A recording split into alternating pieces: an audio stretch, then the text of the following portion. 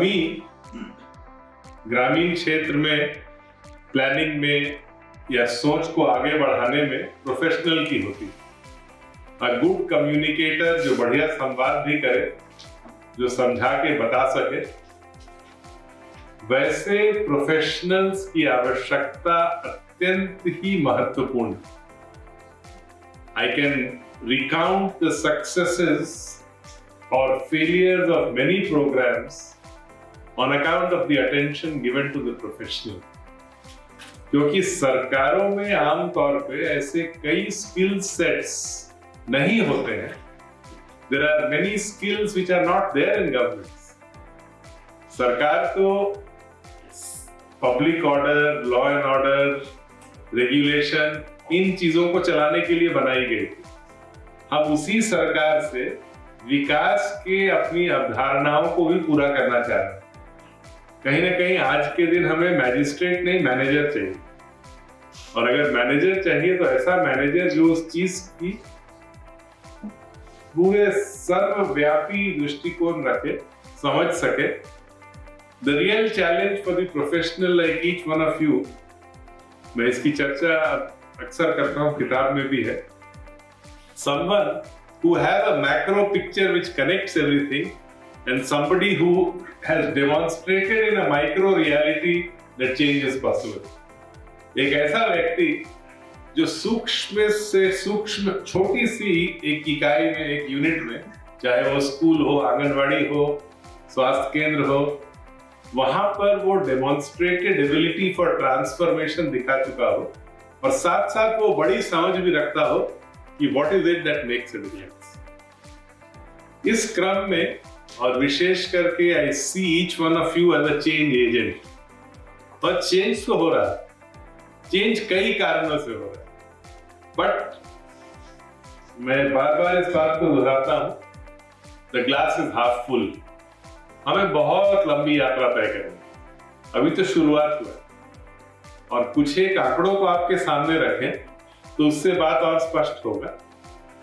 उदाहरण स्वरूप देखिए, हम लोगों ने आजादी के बाद, ये स्वाभाविक है, हर देश में होता है, जब गुलामी से मुक्ति मिलती है तो सबसे पहले विचार ऐसे विषयों पे केंद्रित होता है जो आपकी ज्वलंत समस्याएं रही हैं गुलामी में। हिंदुस्तान के केस में बंगाल फैमिन 43 का, 1943 का, it was live in the minds of the political leaders, the freedom fighters. सर्वप्रथम जिस पे फोकस आया वो इंटेंसिव एग्रीकल्चर डेवलपमेंट प्रोग्राम, उस पे ड्राईलैंड और नॉन इरिगेटेड पे फोकस नहीं था। 136 जिले थे उस समय जहां इरिगेशन की कुछ सुविधा थी।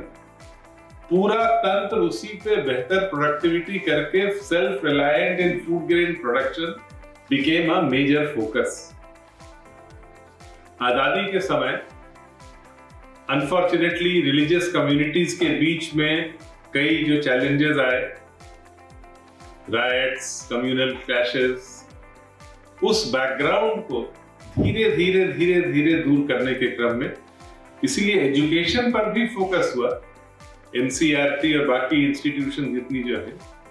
और एजुकेशन का ये फोकस रहा कि कैसे एक नेशनल नैरेटिव क्रिएट किया जाए जिसमें सबके लिए जगह हो। A national narrative which actually provides for everybody. So these became the hallmarks of the government in the beginning. साथ साथ एक नए उभरते देश के रूप में, और जो सोच प्रक्रिया थी पंडित जवाहरलाल नेहरू की और महलनोबिस और बाकी लोगों की, कि अगर सोवियत यूनियन की प्रगति चमत्कारी हो सकती थी। सबको लगता था कि सोवियत यूनियन तो कुछ नहीं था, रूस तो ऐसे ही था, कहां से कहां पहुंच गया। So this notion that perhaps creating capacity for heavy industry, steel making, mines, many big dams, all these will help India to leapfrog, जल्दी से आगे बढ़ने के लिए एक मौका देगा। 6 साल से ज्यादा उम्र की जितनी भी महिलाएं समाज में, लड़कियां, एडोलेसेंट गर्ल्स, बूढ़ी माताएं, 69.23% had never enrolled in a school in rural India, 86-87.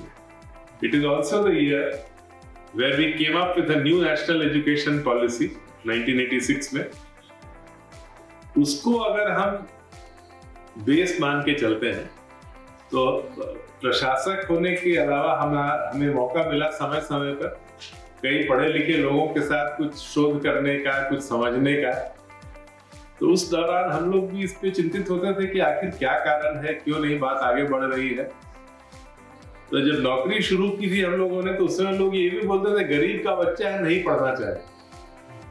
तो लगता था कि कुछ इसमें भ्रामक है, लेकिन फिर भी देन ऑल्सो परहैप्स हम लोगों ने उसी दौरान 1993-94 से एक स्टडी शुरू किया।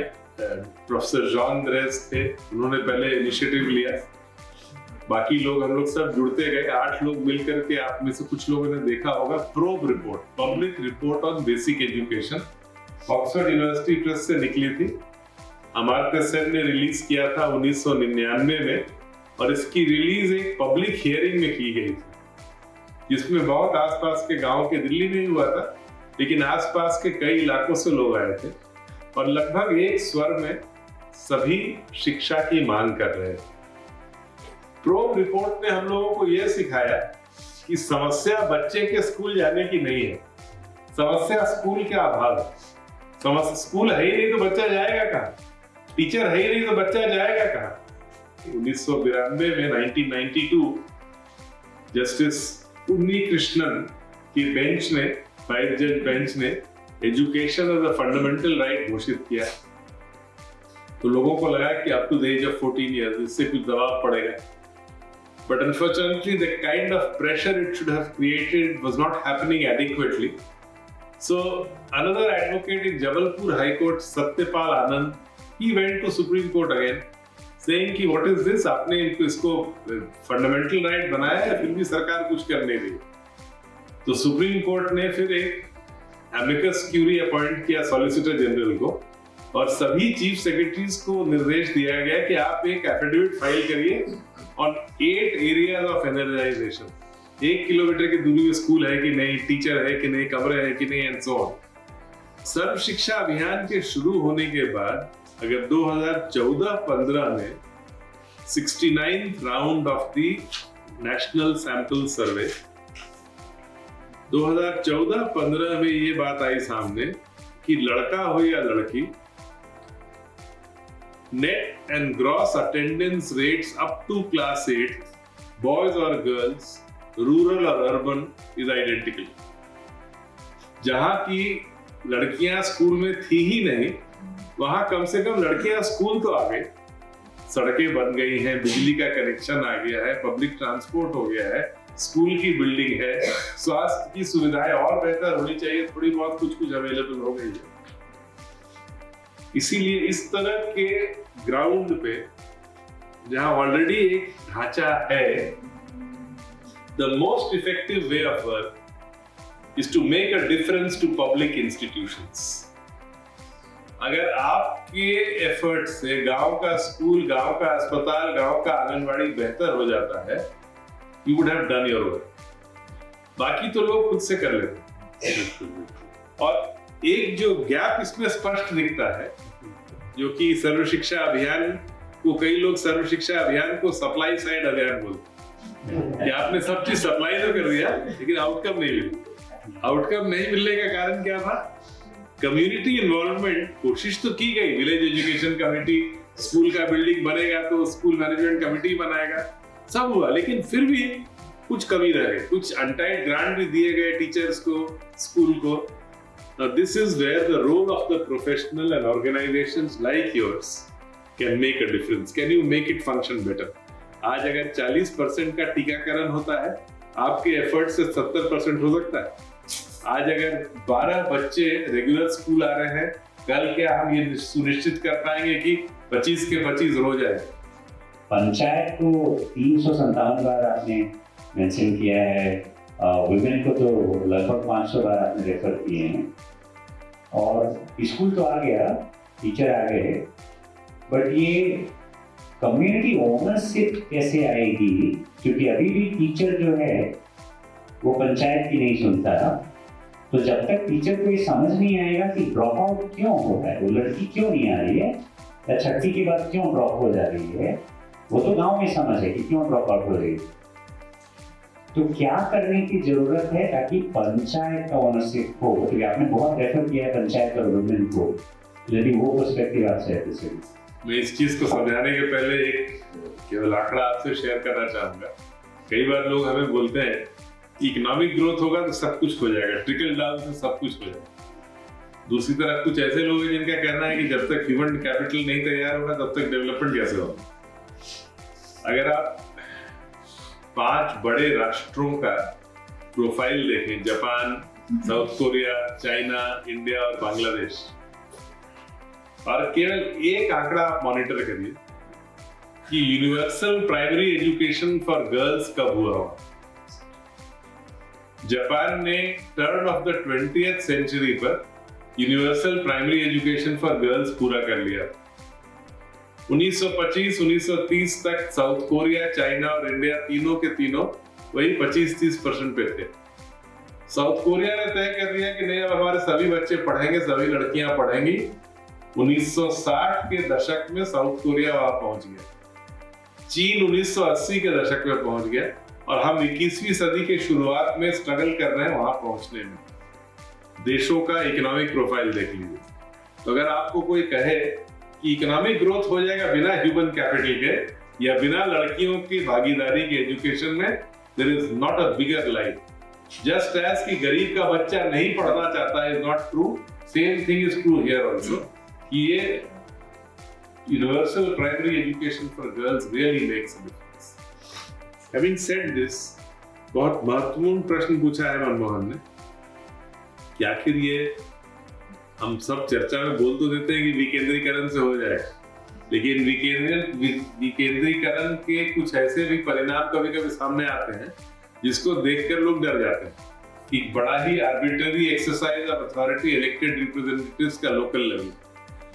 समय के साथ बहुत चीज परिवर्तित हो गया है। जब नरेगा कार्यक्रम शुरू हुआ बिहार कई राज्यों में, उस समय लोग यही कहते थे कि पंचायत की तैयारी नहीं थी और पंचायत को आपने काम सौंप दिया तो केवल वो काम देने की जगह बोलेरो गाड़ियां निकल गई। मुखिया का बोलेरो गाड़ी पे गाड़ी निकलता है, जो कि कई परफॉर्मेंस ऑडिट बाकी रिपोर्ट्स पे भी है।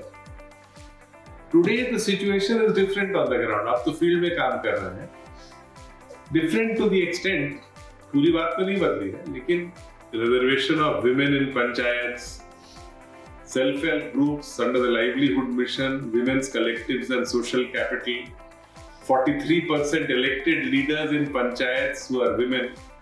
Nationally the average is about 43% now. 31 lakh में से ऑलमोस्ट करीब 14-15 लाख महिलाएं हैं elected leaders in panchayats. अगर हम elected पंचायत leaders और community formations like women's collectives या primary dairy cooperative अगर मजबूत हो, जो भी मजबूत हो, कोई कम्युनिटी ऑर्गेनाइजेशन और इलेक्टेड पंचायत दोनों को एक कॉमन फ्रेम में if we can make them work together, that will transform the community connect at the local level. Panchayat की चर्चा मैं इसलिए करता हूं क्योंकि जब तक जो इंस्टीट्यूशनली जिसकी जिम्मेवारी है, अगर हम कॉन्स्टिट्यूशन को देखें, 11 जो अपने शेड्यूल्स को देखें, 11th और 12th शेड्यूल में, 11th शेड्यूल में ग्रामीण क्षेत्रों में 29 एक्टिविटीज पंचायतों की देखरेख में की जानी है। प्राइमरी एजुकेशन भी है, प्राइमरी हेल्थ भी है, न्यूट्रिशन भी है, बहुत सारी चीजें। तो क्या हम अगर उसको करना है, उसको करने के लिए हमें एक वाइब्रेंट कम्युनिटी जो पंचायत और कम्युनिटी ऑर्गेनाइजेशंस के इंटरफेस से आता है, जैसे बिहार में जीविका के आने के बाद अगर गांव में कोई गड़बड़ी होती है कि राशन की दुकान में राशन नहीं मिल रहा है, आप गांव जाएं बात करने, महिलाएं आपको आके बोलेंगी साहब जीविका को दे दीजिए, ठीक हो जाए। This confidence, similarly in many places the leaders from community organizations have become elected leaders of panchayats as well. Yeah. So this process is on. It's a dynamic process. Now, if you can get these two to work together and leverage all the finances, now again, panchayat को involve करने में advantage क्या है? 13th, 14th, 15th finance commission में पंचायतों को untied grants का प्रावधान किया गया थोड़ा ज्यादा स्केल पे। पंचायतों को इन्वॉल्व कर लेने से स्कूल में कुछ कमी है वो दूर हो सकता है। रिसोर्सेज है, elected panchayat leaders in many cases are resourceful. They also have untied grants under various programs. So panchayat को यह जिम्मेवारी जो उनकी है, लेकिन एक कठिनाई क्या हो रही है, जो फंड्स, फंक्शंस और फंक्शनरीज की बात हम करते हैं, कॉन्स्टिट्यूशनल अमेंडमेंट जो हुआ 73rd 74th अमेंडमेंट का, उसमें ultimately it is the state legislature which has the mandate to decide what to devolve.